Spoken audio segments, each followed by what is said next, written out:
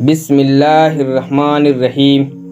السلام علیکم پیارے دوستو، ایک مرتبہ اللہ کے پیغمبر حضرت محمد صلی اللہ علیہ وسلم نے مسجد نبوی میں تشریف فرماتے، اور جیسا کہ حضرت بی بی فاطمہ کا گھر مسجد نبوی کے سامنے تھا، حضرت بی بی فاطمہ کے گھر سے ننھے حضرت حسن اور حسین کے رونے کی آوازیں بار بار مسجد نبوی کے اندر تک آ رہی تھی۔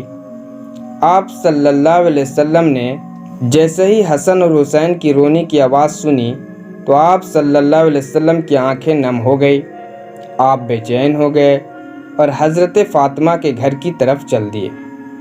حضرت بی بی فاطمہ اپنے گھر میں بیٹھی ہوئی ہے۔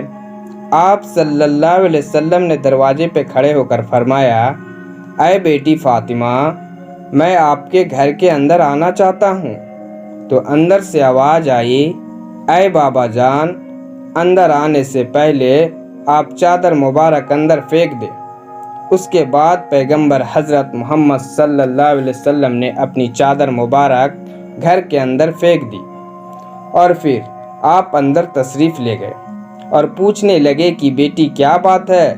تو حضرت بی بی فاطمہ نے کہا، بابا جان، گھر میں اتنا بڑا کپڑا نہیں ہے کہ میں اپنا پورا بدن ڈھک سکوں، اس لیے میں اپنا بدن کو آپ کے چادر سے ڈھکا ہے۔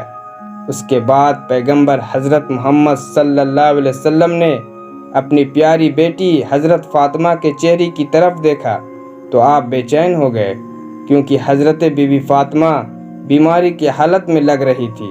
ان کا چہرہ زرد اور آنکھ کے نیچے گڈھے صاف ظاہر ہو رہے تھے۔ اس کے بعد حضرت بی بی فاطمہ نے فرمایا، اے میرے بابا جان، آج آپ اپنی بیٹی کو معاف کر دینا، کیونکہ آج آپ کی بیٹی آپ کے استقبال کے لیے دروازے تک نہیں آ سکی۔ کئی دنوں سے لگاتار بھوکا رہنے کی وجہ سے آپ کی بیٹی کا جسم اتنا کمزور ہو چکا ہے کہ ابھی وہ اٹھنے کا قابل نہیں ہے۔ تو یہ سن کر پیغمبر حضرت محمد صلی اللہ علیہ وسلم کی آنکھوں میں آنسو آ گئے۔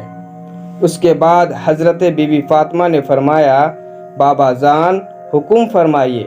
تو اللہ کے رسول صلی اللہ علیہ وسلم نے فرمایا، اے فاطمہ، میں مسجد میں تھا اور مسجد کے اندر بار بار حسن اور حسین کی رونے کی آوازیں آ رہی تھی۔ حسن اور حسین کی رونے کی آواز مجھ کو بے چین کر دیا، اس لیے میں تمہارے گھر آ پہنچا۔ اے فاطمہ، ننھے حسن اور حسین کیوں رو رہے ہیں؟ تو حضرت فاطمہ نے فرمایا، بابا جان، 2 دنوں سے حسن اور حسین نے کچھ بھی نہیں کھایا ہے۔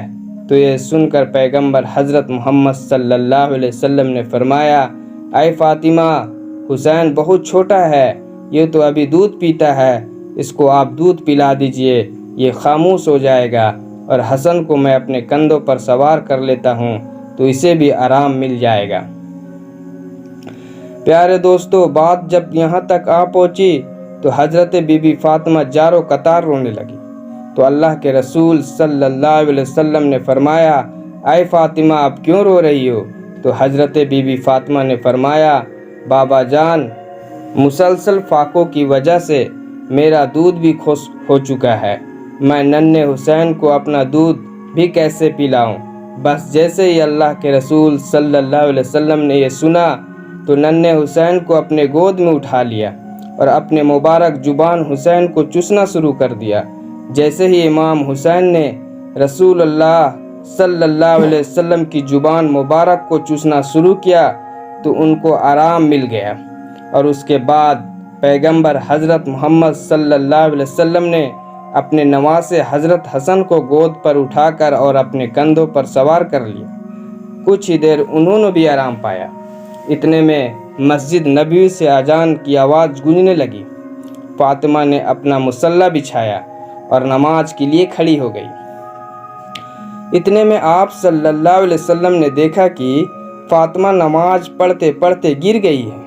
تو آپ صلی اللہ علیہ وسلم دوڑتے ہوئے اپنی بیٹی کے پاس پہنچے اور پوچھنے لگی، بیٹی کیا ہوا؟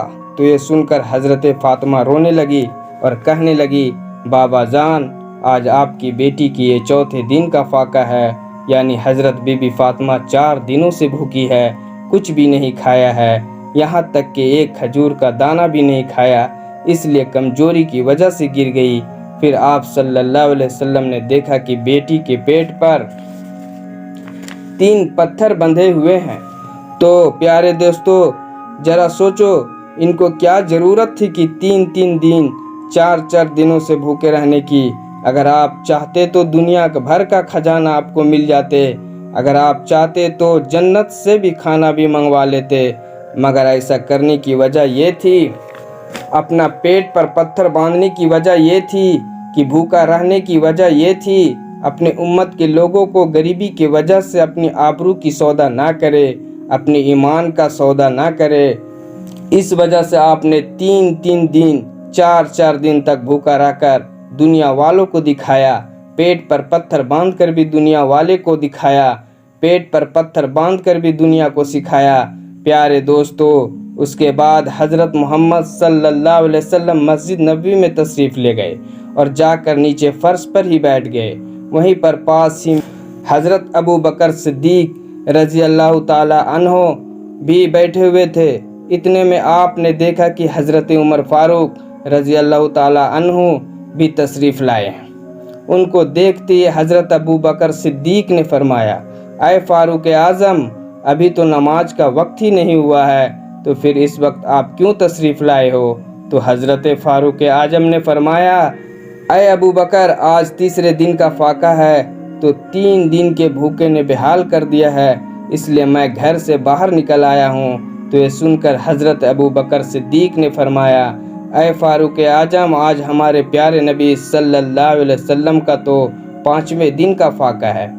اس کے بعد آپ تینوں حضرت ایوب انصاری رضی اللہ تعالی عنہ کے گھر تشریف لے گئے۔ پتہ چلا کہ حضرت ایوب انصاری گھر پر موجود ہی نہیں، تو آپ واپس جانے لگے تو اندر سے آواز آیا کہ اندر تشریف لے آئے۔ اس کے بعد حضرت ایوب انصاری کے بیوی نے کھانا پکایا اور آپ کے سامنے رکھ دیا۔ پیغمبر حضرت مصطفیٰ صلی اللہ علیہ وسلم نے ایک روٹی پر تھوڑا سالن رکھا اور فرمایا کہ آج میرا 5ویں دن کا فاقہ ہے، پتہ نہیں کہ آج میری بیٹی فاطمہ کا کتنے دن کا فاقہ ہے، پہلے یہ روٹی اسے دے آؤ، اس کے بعد ہی میں کھانا کھاؤں گا۔ پیارے دوستو، حضرت فاطمہ رضی اللہ تعالی عنہا پیغمبر حضرت محمد صلی اللہ علیہ وسلم کے بیٹی ہونے کے باوجود بھی آپ کے پاس دنیاوی دولت میں سے کچھ بھی نہیں تھا۔ سادگی میں آپ ایک مثال تھی، اپنی ماں سے ملے تمام زیور اپنے اللہ کی راہ میں تقسیم کر دیے تھے۔ آپ اپنی چکی پیسنے سے لے کر ہر کام اپنے خود ہاتھ سے انجام دیتی۔